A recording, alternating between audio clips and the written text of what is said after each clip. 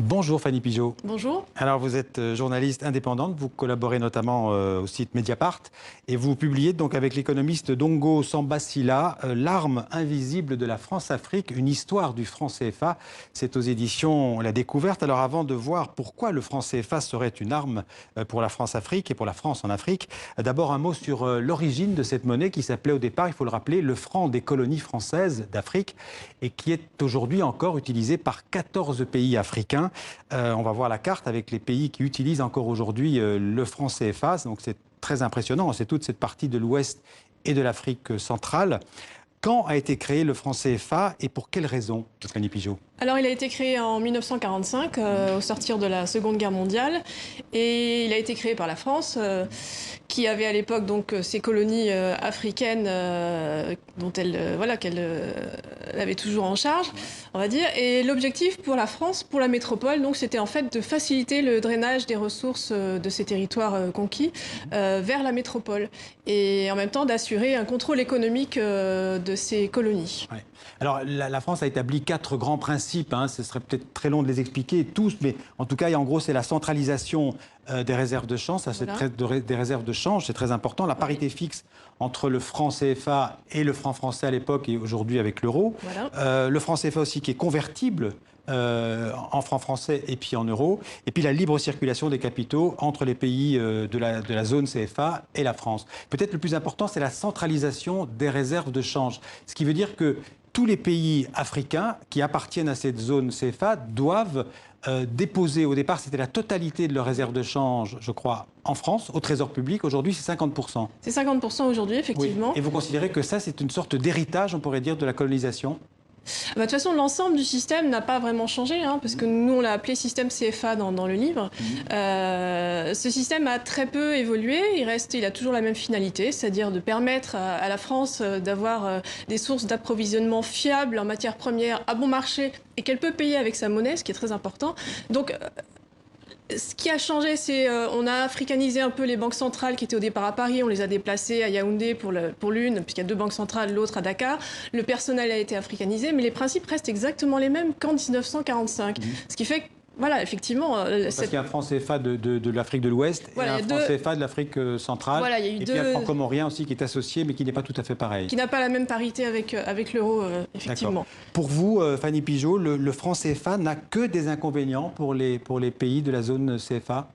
Alors, quand on fait le bilan, on se rend compte qu'effectivement, il y a beaucoup d'inconvénients.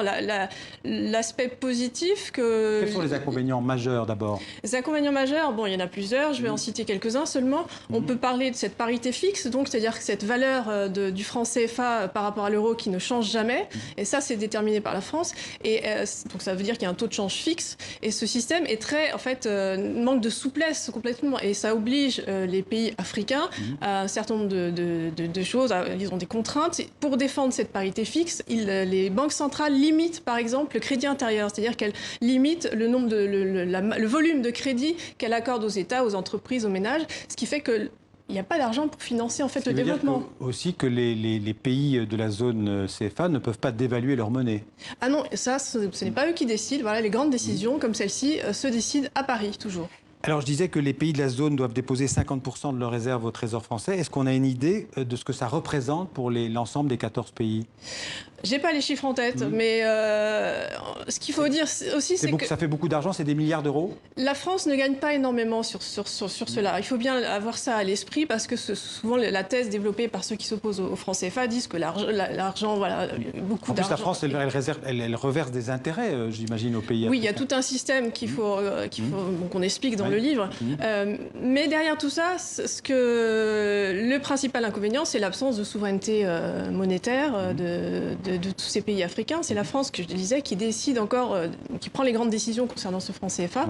Et à partir de là, a plus encore de marge pour contrôler, parce qu'à partir de la monnaie, on ne contrôle pas seulement la monnaie, on contrôle aussi l'économie et puis la politique.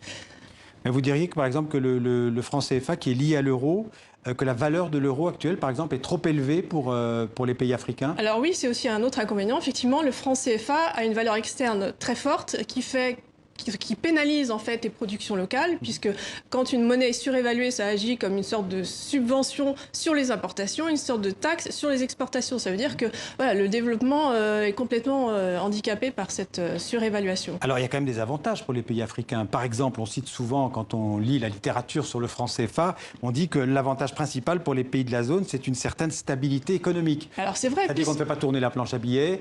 Voilà, effectivement, l'inflation est maîtrisée. L'inflation est maîtrisée parce que le système fait qu'on est obligé, pour ces pays, sont obligés de s'aligner sur la politique monétaire de la Banque Centrale Européenne, on sait que la zone euro n'a pas les mêmes besoins que la zone franc, c'est évident, les économies sont pas les mêmes, ne sont pas développées de la même manière.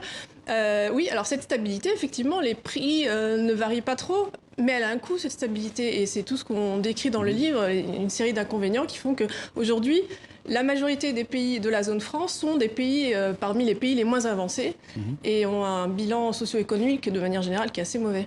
En quoi le franc CFA est l'arme invisible de la France en Afrique, ou comme le dit le titre de votre livre, l'arme invisible de la France-Afrique?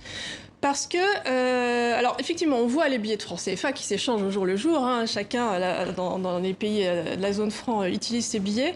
Mais tout ça repose sur donc, ce système dont j'ai donné quelques éléments, qui s'appuie sur des principes, sur aussi le fameux compte d'opération. On explique un peu de quoi il s'agit dans le livre. Le but du jeu, c'est vraiment de rendre tout ça accessible avec ce livre. Et tout ça, en fait, maintient donc ce contrôle, disons, néocolonial de la France sur ses colonies. Enfin, sur ses ex-colonies. Vous voyez, je fais un lapsus très révélateur.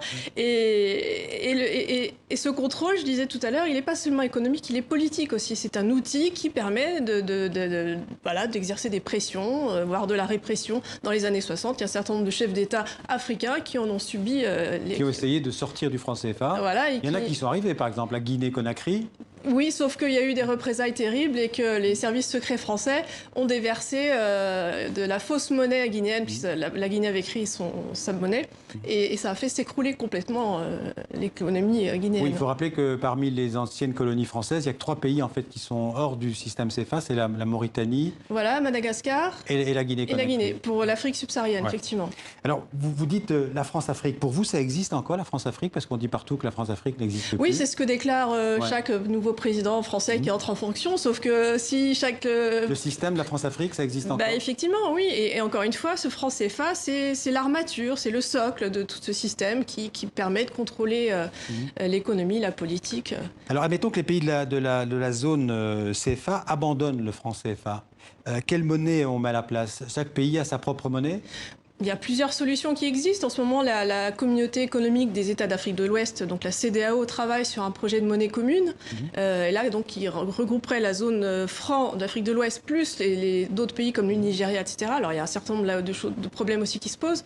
Mais voilà, dans le livre, on donne quelques pistes qui ont été explorées dès la fin des années 50 par certains économistes. Je pense à Samir Amin, qui est décédé récemment, mais il y a aussi des présidents qui, à l'époque, imaginaient des monnaies nationales qui pourraient être reliées entre elles, par une unité de compte commune, par des réserves de change qui seraient mises en commun aussi.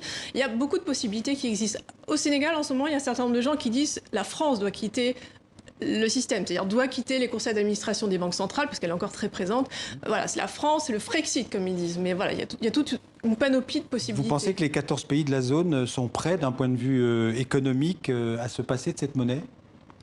Alors d'abord, il faut avoir un courage politique que tous les présidents, visiblement, n'ont pas. Parce qu'on sait très bien qu'en privé, ils sont très critiques vis-à-vis de cette monnaie, mais publiquement, ils ne peuvent pas le dire. Justement, que veulent les dirigeants de la zone? Ils aimeraient se sortir de ce carcan, parce que c'est un carcan pour eux, parce qu'il y a toujours la France derrière qui tient les rênes de mais si imaginons que le franc CFA disparaisse, on imagine que la monnaie qui remplacera le franc CFA aura beaucoup moins de valeur, a priori. Il y aura une sorte de dévaluation.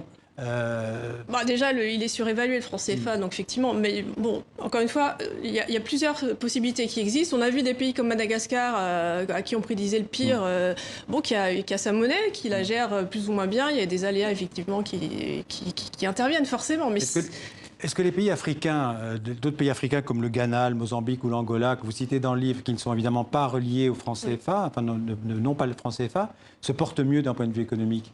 Ils se portent pas plus mal, en tout cas. Et ils gèrent leur monnaie. Plus ou moins, parce qu'il y a toujours le FMI aussi qui est au-dessus.